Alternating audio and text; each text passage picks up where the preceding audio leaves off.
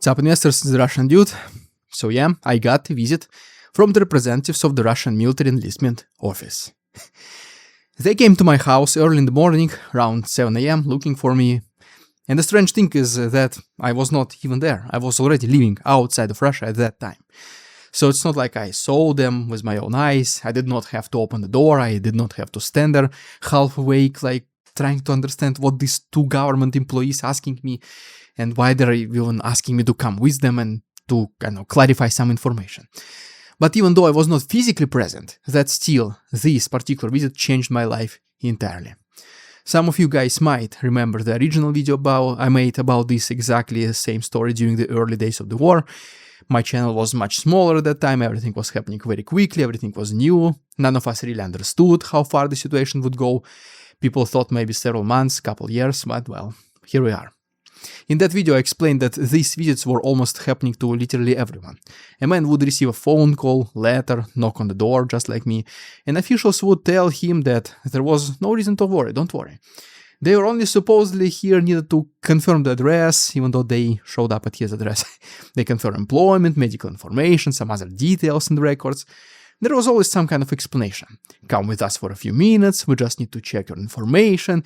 This does not mean you're going to be sent anywhere, don't worry. But guess what? People quickly began to understand that what these words actually meant. Because many of the men who agreed somehow to go with those military enlistment people, they did not simply just answer a few questions and return home. No, they ended up being drafted. And this is the part that is very difficult to explain to someone who has never lived under a system like this. Everything is deliberately made to sound normal and administrative. There is no dramatic announcement that your entire life just about to change completely. Nobody arrives wearing a villain costume, tuxedo or whatever and tells you that you are being deceived. No, they just use ordinary language. They speak calmly, they hold some papers. They say that this is just a formality. And then, once you're inside the system, it becomes, as you would expect it, much more difficult to get out. And my father saw the consequences of this directly through his own company. I'll share this story in just a second, but first I want to say a couple of good words about our dearest partner. Well, at this point even I would say the biggest friend of the channel, the company called Exter. They have been with us since the very beginning, they have been with us through it all, the wars and the best parts of it. So guys, if you don't mind, please take a minute to listen to what they have to say through me. Every trip starts the same way. You tell yourself you will pack light and somehow 20 minutes later you're negotiating with your suitcase just to get it closed. That's exactly why I have been using the extra travel pack whenever we travel. Instead of leaving clothes behind, you simply pack everything inside this travel pack, seal it, and just compress it. Within seconds, you've got dramatically more room in your suitcase without having to buy a bigger one. The comparison and the compression is nice and even, and the bag stays airtight, all because even it's all transparent, so you can immediately see what is inside without even needing to open everything up. I also wanted to show you a few of their wallets that I have been using personally lately and some of my friends. These are the Card Holders Pro in carbon, for example. This one is the same wallet in emerald green. One click is all it takes for your cards to fan out instantly, so you never need to dig through a bulky wallet ever again. They're slim, incredibly solid, protect your cards, and well, honestly just feel extremely premium every time you use them. And if you're an iPhone user, this light blue Card Holder Pro MagSafe is probably my favorite. It magnetically attaches to your phone, even through the case, stays securely in place, doesn't come out, and if you do need, it comes off instantly whenever you need your cards. It's one of those things that just makes everyday life a little bit more convenient. And right now is actually the perfect time to pick one up of the Exter products because Exter is celebrating their 10th anniversary sale. They are offering up to 40% off through August 17th, and if you use my code DUDE20, you will get an extra 20% off at checkout. And if you've never tried Exter before, they also include a 100-day money-back guarantee, not 30, 100. So there is literally no risk in giving it a shot. If you want to check them out, just use the link in the description down below, scan the QR code on the screen, or again just use the code DUDE20 for an extra 20% off during Exter's 10th anniversary sale. I think you will be surprised how quickly these become part of your everyday routine. Thank you so much, truly, Exter, for sponsoring this video. Now back to the program. So yeah, guys, thanks so much for listening. Back to my father's story. Two of his employees were drafted in this way. These were not professional soldiers preparing for some kind of military career. No, they were just regular people who had jobs, routines, and families, who probably woke up the same morning believing that the next few months of their lives would look exactly or roughly pretty much the same like the previous few months. One of them was sent to Ukraine, suffered a concussion, and was wounded. The other one died. Later, another employee was pulled into the military through deception as well. He was also sent to Ukraine and, unfortunately, he died too. These were real people who had been going to work, speaking with their colleagues, making ordinary plans. And then the government reached into their lives, removed them from everything they knew, and sent them into a situation from which two of them never returned. This is why I sometimes think about that morning when the enlistment representatives came to my own house. What would have happened if I had been there? Maybe I would have understood what was happening and just refused to go. Maybe I would have closed the door. Maybe I would have just found a way, some way at least, to escape the situation. But who knows? Maybe I would have believed them somehow, or forced to believe. It is now that we know what we know, but at that moment, just few months into the war, things were still relatively new. Horror stories were still rare, and almost nobody had a friend of a friend who went to Ukraine and died.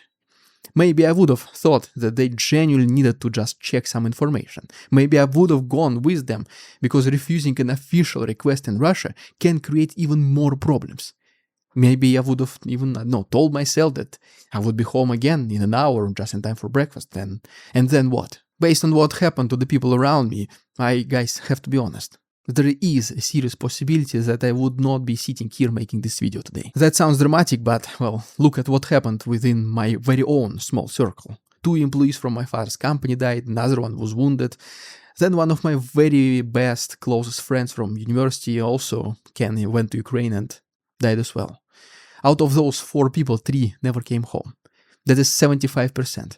I'm not saying that 75% is the official casualty rate for the entire Russian military. 4 people are obviously just not large enough sample to calculate a national statistics. And I do not want to manipulate numbers just to make the story sound more dramatic, but, it is what it is. I don't even need to manipulate numbers. The reality is already terrible enough. In my own small circle, out of 4 ordinary people who were sent there, 3 died and 1 was wounded. 100% casualty rate. Every single one of them became a casualty in one way or another. So when officials release carefully selected numbers, or when Russian television presents military service as some kind of exciting career opportunity, I compare, and at this point hundreds of thousands of other people in Russia compare that message with what they have personally seen. And then, guess what? These 2 pictures have absolutely nothing in common.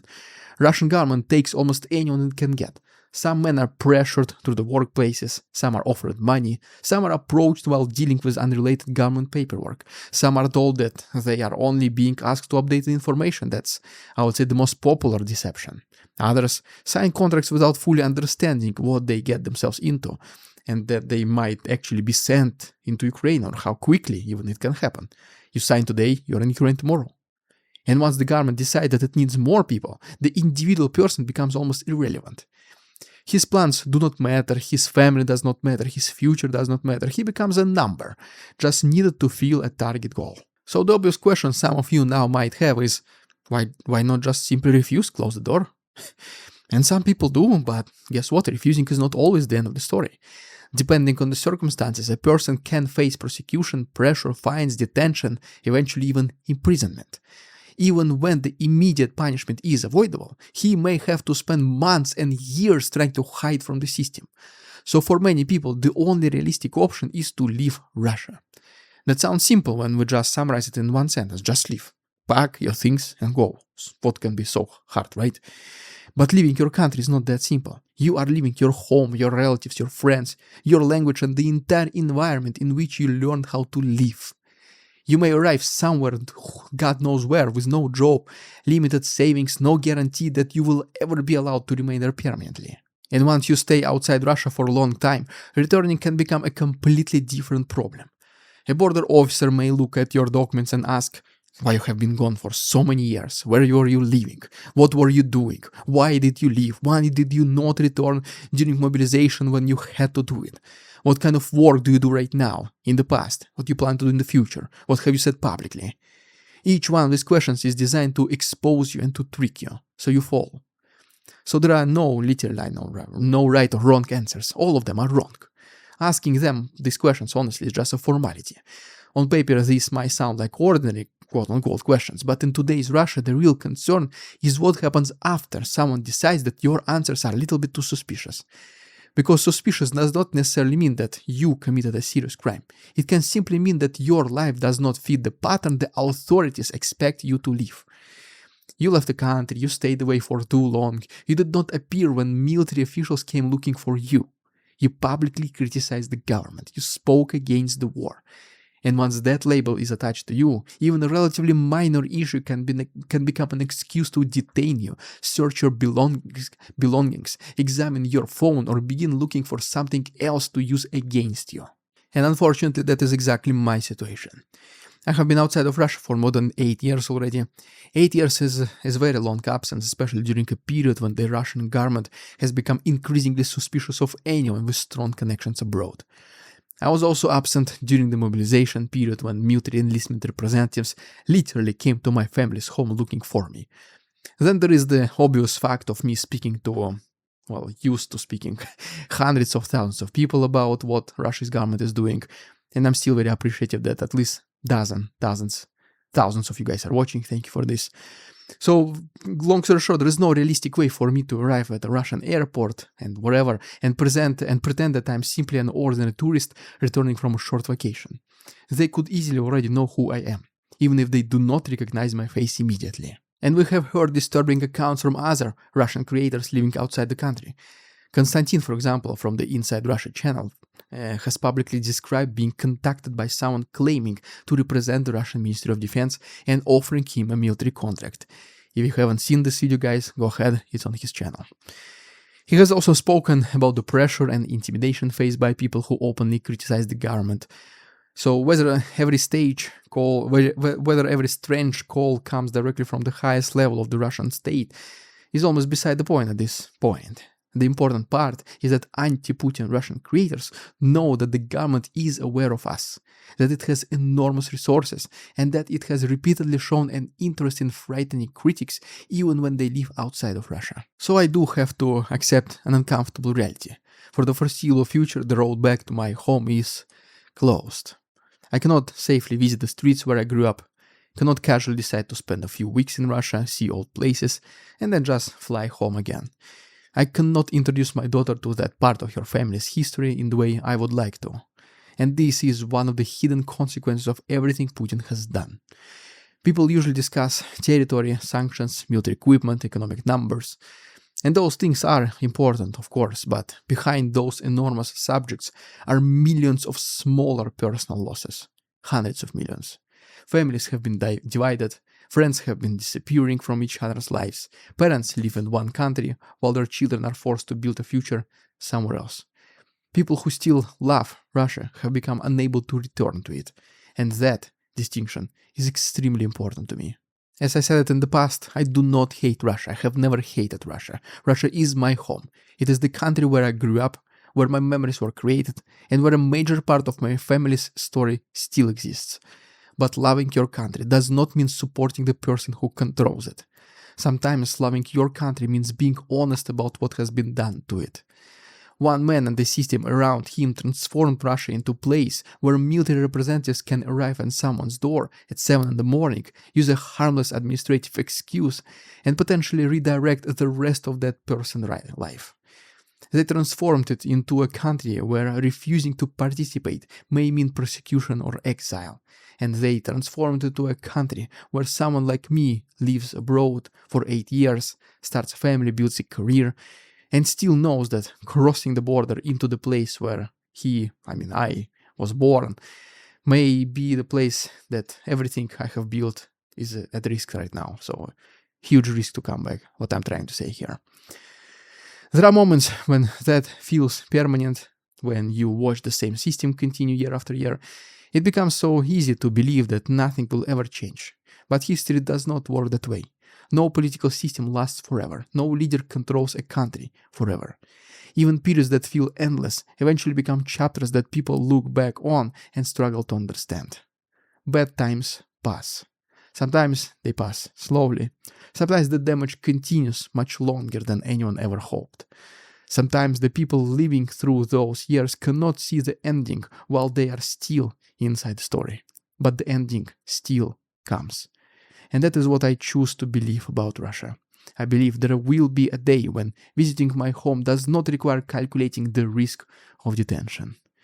I believe there will be a day when a knock on the door at 7 in the morning, early or late, it doesn't matter, is just simply a neighbor, a delivery, or someone who has arrived at the wrong address, not a government representative, military enlistment office representative attempting to take another person's life, another person literally away from his normal life.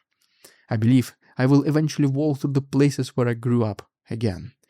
Maybe I will bring hope, I will bring my family with me, maybe I will show my daughter the streets, buildings, and these small details that are still so clear in my memory.